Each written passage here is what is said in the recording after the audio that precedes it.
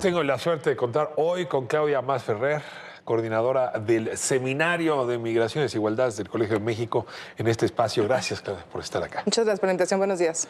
A ver, muy rápido, están enviando desde Estados Unidos a Brasil, a Colombia, nos estamos enterando, estas deportaciones en estados denigrantes. Y bueno, eso generó problema con Colombia, generó problema con Brasil. Pues esto se da cuando no hay conversación entre los países, el que expulsa y el que recibe. Me imagino que eso es un asunto que tendremos que abordar nosotros para que no nos pase igual. Sí, así es.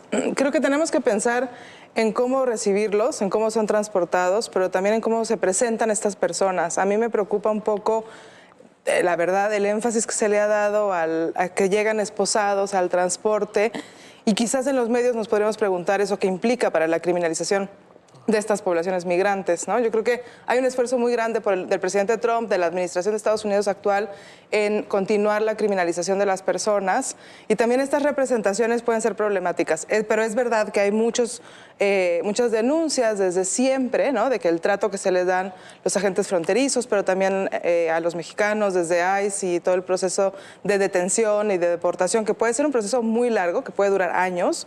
El proceso es un proceso bastante complicado. En nuestra cultura, migrante y criminal no son sinónimos. Estados Unidos está empujando justamente emparentar estos dos términos, y esta manera de entregarlos lo que hace es ponerle, digamos, una imagen potente a esa reconceptualización. Y esa imagen no es nueva en realidad, ¿no? O sea, y ahí sí creo que es importante pensar en que personas deportadas ha habido en los últimos años, siempre, todos los días. Y hay una distinción ahí que es bien interesante, cómo se han manejado los números de personas deportadas que son, nosotros en inglés decimos removals, o son removed, o son removidos desde el interior de Estados Unidos, y las otras personas que son aprehendidas en la frontera, que en Estados Unidos son border apprehensions en inglés, en las estadísticas, y que regresan.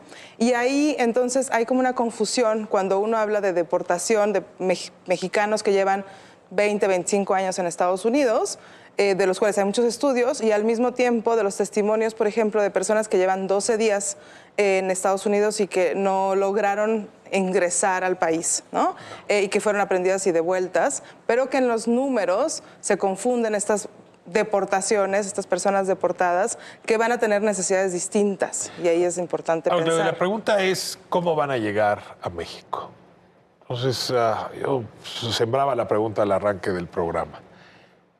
¿Tenemos capacidad para absorber, reintegrar a los removidos?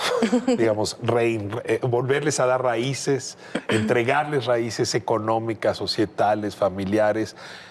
¿Cuántos son? ¿En qué regiones? ¿En qué ciudades vamos a poder recibirlos? Y hablo de las y los mexicanos. Ahorita hablamos de los extranjeros. No, las y los mexicanos que son deportados y que no. Podemos pensar en que lo que ha ocurrido es que hay personas, un hombre deportado que viene con su esposa y sus hijos. Los hijos pueden ser nacidos en Estados Unidos, son inmigrantes en nuestro país.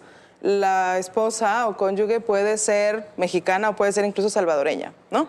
Entonces también pensemos en que por cada deportado puede haber otras personas que son deportadas de facto. Y eso ya lo hemos estudiado. Ya sabemos que además de la deportación vienen otras personas que le acompañan.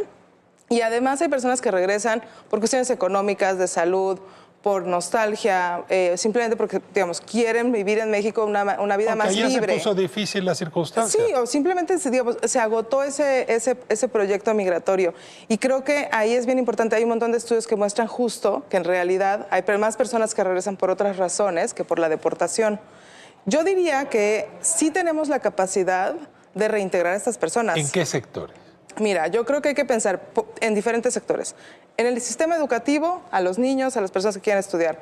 En el sector laboral, pensar en cuáles son las capacidades, cómo tratar de revalidar sus estudios, cómo convalidar estas habilidades. Y ahí, en realidad, hay que pensar en qué mercados laborales están llegando. Nosotros hemos visto que hay un aumento, por ejemplo, en general de retorno a las zonas metropolitanas, a las grandes ciudades. En mayoría son obreros de la construcción, son campesinos, son prestadores de servicios. Hay de todo, y ahí importa mucho el lugar. O sea, justo cuando yo presenté el Atlas de Migración de Retorno hace unos años, yo lo que decía es, pensemos en el contexto de llegada. Van a llegar personas de zonas rurales, y ahí los trabajos pueden ser muy diferentes a los que llegan a la Ciudad de México o incluso a Cancún. Entonces, no hay un perfil único de la persona retornada porque no hay un perfil único de la población mexicana en Estados Unidos. ves al Estado mexicano no nada más con los brazos abiertos, sino con los brazos inteligentes. Yo creo que para mucho recibirlos con recursos, con entendimiento, con apoyo psicológico, incluso para lo que está Sí. ocurriendo, con el despliegue que decías de las instituciones educativas. Yo espero que sí. Yo creo que es bueno que haya discusión y coordinación. Falta ver cómo se traduce la planeación que están los consulados apoyando en Estados Unidos, las ayudas legales, la recepción inicial, que es lo que estamos hablando ahorita, y en el largo plazo qué va a pasar. Porque podemos hablar mucho de las personas retornadas cada ciclo electoral en Estados Unidos y después olvidarnos de ellas, ¿no? Pero yo creo que hay un entendimiento ya del fenómeno. Entonces, yo diría que pensemos en largo plazo, en mediano plazo, digamos. Ya sabemos que los procesos de reintegración toman tiempo, muchas veces 3, 4 años. Claudia, no tenemos tiempo ya para Sí. abordar el otro tema, pero veía estas filas en la Comar, ¿no? De gente que decidió, ya no me van a dar asilo en Estados Unidos, pido asilo en México. La Comar resulta ser chiquitita para la presión que se le viene encima. Ahí también hay una llamada de atención. Ahí hay una llamada y, o sea, necesitamos presupuesto para la Comar, eso ya lo hemos dicho muchos años. Necesitamos que los procedimientos de revisión de las solicitudes de refugiado sean, digamos, legales, correctos, que tengan una investigación importante, y necesitamos integrar a estas personas con estatus de refugio. Necesitamos también ver qué hacemos con las poblaciones que se les niega la situación de refugiado. Y ahí es donde yo creo que hay que tratar de evitar la irregularidad de estas poblaciones en nuestro país. Pues yo oigo la mañanera, oigo a la presidenta Claudia Sheinbaum hablando de derechos humanos entregados a estas personas que van a pedir asilo, pero hasta que no vea recursos en la Comar, esas son solo palabritas. Y en todas las secretarías, diría yo. No solo la Comar. No solo la Muchísimas Comar. gracias. Claudia Masferrer, seguiremos hablando con ella.